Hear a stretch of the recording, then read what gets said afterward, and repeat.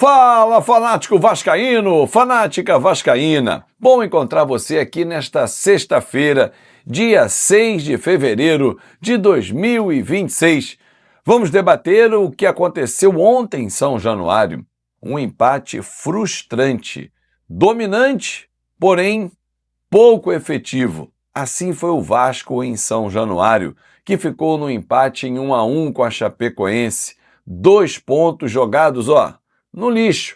Rasgou 2 pontos e jogou fora dentro de uma competição tão difícil. O cuiabano chegou, está fora do clássico de domingo. Spinelli chega hoje ao Rio de Janeiro, amanhã, tudo isso e muito mais agora aqui no nosso canal. Então chega deixando o seu like, mãozinha que está aqui embaixo, que é muito importante para o fanático vascaíno. Se é novo, se inscreve, seja muito bem-vindo. Aqui é a sua casa, a casa do verdadeiro fanático vascaíno. Aqui você tem voz, aqui você tem vez. Bom, cara, olha só, se você pega o jogo de ontem para analisar ou olhar só os números, eles são decepcionantes. Estou mostrando aqui para vocês, para que vocês possam acompanhar. É impressionante como o Vasco foi dominante na posse de bola, no número de finalizações, no número de escanteios. A Chapecoense não teve um escanteio a seu favor, no número de chances claras, mas só fez apenas um gol.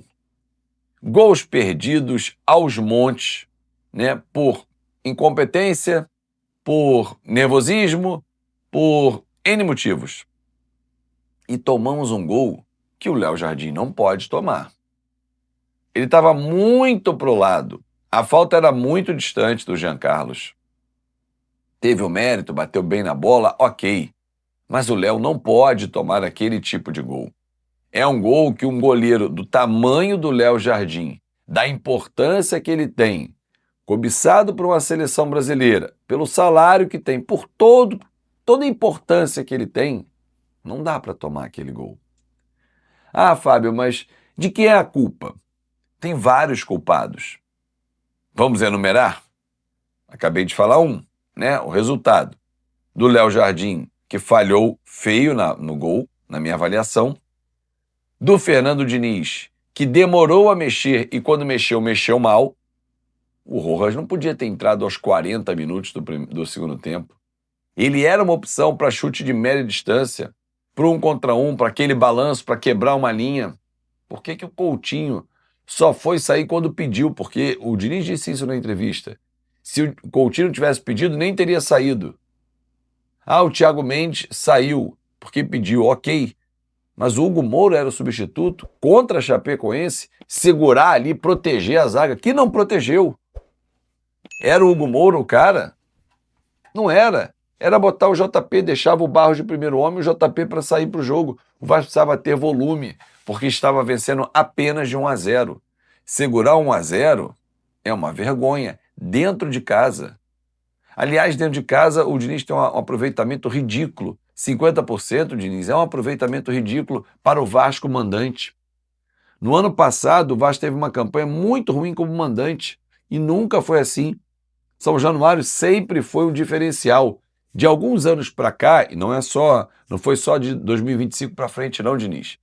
Mas nós estamos deixando a desejar e não mais assustando os adversários que jogam em São Januário. Agora, quem mais foi culpado? O Brenner, por ter perdido gols incríveis. O sistema defensivo, por ter desatenção. A falta foi uma bobagem. O Wilton Pereira, que deu uma falta inexistente do Nuno Moreira, um lance do gol do Brenner, ainda no primeiro tempo. Absurdo o que ele fez. Inventou uma falta. Perigo de gol. Perigo de gol Inventou. O que ele fez foi absurdo. Agora, dá para o Vasco ficar no empate com a Chapecoense e parar hoje na 13ª posição apenas do Campeonato Brasileiro?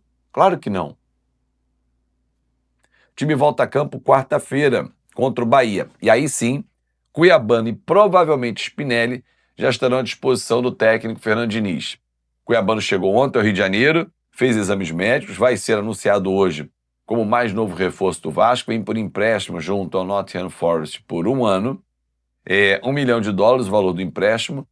com o Vasco pagando Caso Queira lá no final do empréstimo 10 milhões por ele. É um jogador que vai acrescentar demais, mas ontem o Piton foi bem.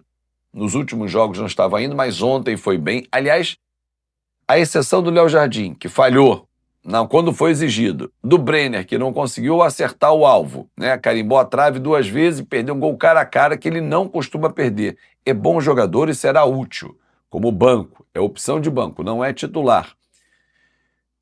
Ninguém mais foi mal. Hugo Moura não entrou bem, ok. João Vitor, discreto. No mais, o time jogou bem, mas não foi competente para vencer. Não adianta jogar bem, não ferir o adversário, não arrebentar com o adversário dentro de campo, tecnicamente, e ganhar o jogo. Não adianta. O Vasco é aquele galanteador que manda flores, é a moda antiga, cerca, vai no tempo da menina. Não tem nenhuma tentativa mais caliente, se é que você me entende. Então, assim, e são aqueles mesmos erros, né? Erros individuais que custam uma vitória do coletivo. Esse é o Vasco da Gama. Bom, o Cuiabano chegou ontem, não tem tempo hábil de inscrição para o jogo de domingo, São Januário, 6 da tarde, contra o Botafogo. O Vasco depende do Flamengo, para não depender dele, que o Flamengo vença amanhã o Sampaio Corrêa, para o Vasco estar garantido na fase quartas de final. Uma vergonha. E se o Vasco passar realmente em quarto no seu grupo, ele pega o primeiro, que vai ser o Fluminense. Jogo único. Aí, assim, o Vasco vai se embaralhando por ele mesmo, por culpa dele mesmo. Algo que não precisava, né? Mas o Vasco vai se embaralhando por ele mesmo.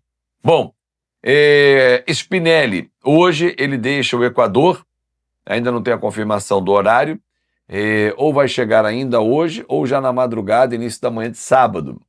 Vai se apresentar, fazer exames médicos, assinar contrato de 3 anos, com o Vasco comprando o atacante argentino de 29 anos por 2.400.000 dólares, de forma parcelada junto ao Independente Del Valle. Vai acrescentar demais, é muito bom atacante, é rápido, ele é veloz, é bom na bola aérea, é inteligente, é um atacante argentino, é diferente o atacante argentino, tem mais raça, é fuçador, não tem medo de cara feia, e que faça muito sucesso o He-Man da Colina em São Januário. Bom, para fechar com vocês, hoje nós temos o nosso Na Conta KTO ao meio-dia, e já de antemão venho com a seguinte hashtag: Alan não. Sinceramente, o Vasco procurou o Flamengo para tentar um empréstimo pelo volante Alan. Não é o volante que o Vasco precisa. Precisa de um volante, precisa de um zagueiro, ok, mas não é o Alan. Tecnicamente, já pelo menos 1 ano que ele não joga em alto nível, 1 ano e meio quase. Teve bons momentos no Fluminense com o próprio Diniz, tinha vindo da Europa, né, porque ele foi comprado à época pelo Liverpool, emprestado ao clube alemão, salvo engano foi o Leverkusen, se eu não estou equivocado. Mas, cara, jogou bem com o Fluminense no Diniz, teve boa passagem no Galo, mas no Flamengo não. E é a nossa última referência. E é um jogador caro. Não. Tomara que o Flamengo não libere, que faça jogo duro realmente. Obrigado, Flamengo. Salva a gente aí, porque esses gostos aí são bem duvidosos. Se inscreva no canal, ative o sininho e não perca nenhuma notícia do nosso Vasco da Gama.